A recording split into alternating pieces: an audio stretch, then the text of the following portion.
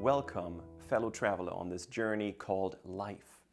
Maybe the title of all of this should be, Are you on the way to where you always wanted to be? When we think about where we are in life, we all tend to focus on our current place as if it were to last forever. I am in dire straits. I am on top of the world.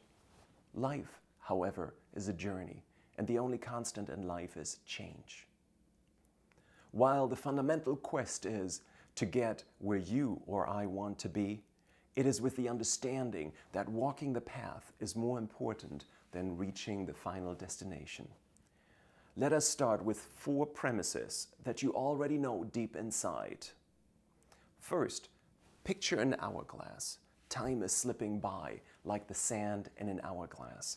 You have noticed that you need to do something, right? Here is the second premise. Human society has been around for tens of thousands of years. More than 1,000 generations of humans have walked the earth. Yet, it seems that each and all of us have to learn the most important lessons from scratch. Here's the third premise. About 110 billion humans have existed throughout history. Of those, very few have left traces of their existence, apart from maybe a few bones. Yet, there were some that have lived on through the ages, even though we may not always know their names. There's the mitochondrial Eve, a female who lived more than 82,000 years ago, somewhere in East Africa. She is the matrilineal, most recent common ancestor of all of us. She is the mother of all of us and thus a huge genetic success. Some person in ancient Egypt must have thought that it would be a great idea to build a gigantic tomb in the form of a pyramid. Around the year 1200, Genghis Khan conquered a large part of Central Asia and China. By the way, he left quite a number of children. One genetic study calculated that about 16 million of Genghis Khan's descendants are alive today. Thus, the fourth premise. One small being can make a difference in the world. You are a fellow traveler on this journey called life. Like me, you have read all the books, including The 7 Habits of Highly Successful People, Who Moved My Cheese, you name it. Yet, you have not achieved the results you desire. You had hoped to get to the promised land through those books, yet they were not the ticket. Has Men Are From Mars, Women Are From Venus gotten you a single date? I sincerely doubt it. You are a seeker, and you seek to get where you want to be. Here's how your journey will go if you go unprepared. You follow the yellow brick road for 100 miles. A deep, dark forest awaits you. Once you reach the end of it, you must climb a misty mountain to get to the enchanted castle. You run up the stairs to the highest tower, push open the door, and there she is, the most beautiful princess in the whole universe. You bend down to kiss her lips. She opens her eyes, and she looks at you lovingly. She purrs.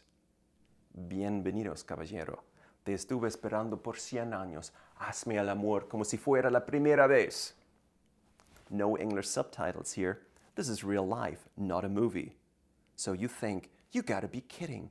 She doesn't speak English. She, too, is taken aback by your inability to communicate in Spanish, but since she has waited 100 years, she's trying real hard to work things out with you. In the meantime, the entire castle has come to life. The stable hands have saddled 2 beautiful horses. Unfortunately, you've never been on a horse before. You fall off before you're even out the gate. Eventually, you make it to the destination, the local salsa dance club. Now you remember that you don't know how to dance, especially not salsa. The princess has had quite enough of you and dumps you right there. Suddenly, as a kid takes her hand and draws the princess onto the dance floor, you feel the rage. No way, Jose. You grab the kid's arm. Unfortunately, the kid knows karate, which you realize too late. You decide that this place is not for you and return to your sofa, your TV remote control, and your frozen dinners in the fridge. Now you think, Oh, come on. All the fun is to be found on the internet. Second Life is great. I can live someone else's life without regrets. There's lots of love and affection to be found on all those dating websites. So you think. Do you know Plato's allegory of the cave? If not, you will soon. So keep it in the back of your head. What you see on TV and on the internet are the mere shadows of real life. You think I'm not looking hard enough on the internet? Well, there's a website right on point called makelifemorefun.com. Here are some of the great suggestions to make life more fun that I found there. There's one. Join Gamefly. This is some service for renting video games. Or become a swinger. No, not that kind of swinger. It's about swinging back and forth on a swing set. I'm serious. That's the recommendation on that website to make life more fun. You get the idea. If this is the most fun in life, I would have killed myself years ago and donated my body to science. And sorry, unless you're gay, you will not find gratuitous sex on the internet. No. Seek first to understand, then to be understood will not make you friends, will not find you a soulmate or get you love. Playing guitar and being a stand-up comedian will. The reason is simple. If you have game, people, and particularly members of the opposite sex will pay attention to you.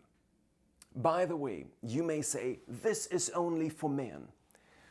While my opinions reveal my male point of view, there is no reason why all of this should not apply to women. If you're a man, let me ask you a question.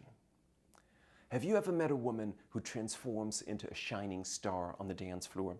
Did you by chance see that Michael Jackson tribute, This Is It? Then I'm sure you remember that hot-rocking blonde girl on the electric guitar. My point is that every man is greatly impressed by a woman who develops her talents. I would love to turn you into a Hellcat overnight, but that takes years. You cannot climb a tall mountain at once. You have to get ready for it and then start at base camp. And one last point. Forgive me for hiding the identity of the person who inspired all this. All events and adventures described herein are true, but I have changed places, names, and dates to protect identities. Otherwise, all of us would be run out of town by peasants with torches and pitchforks.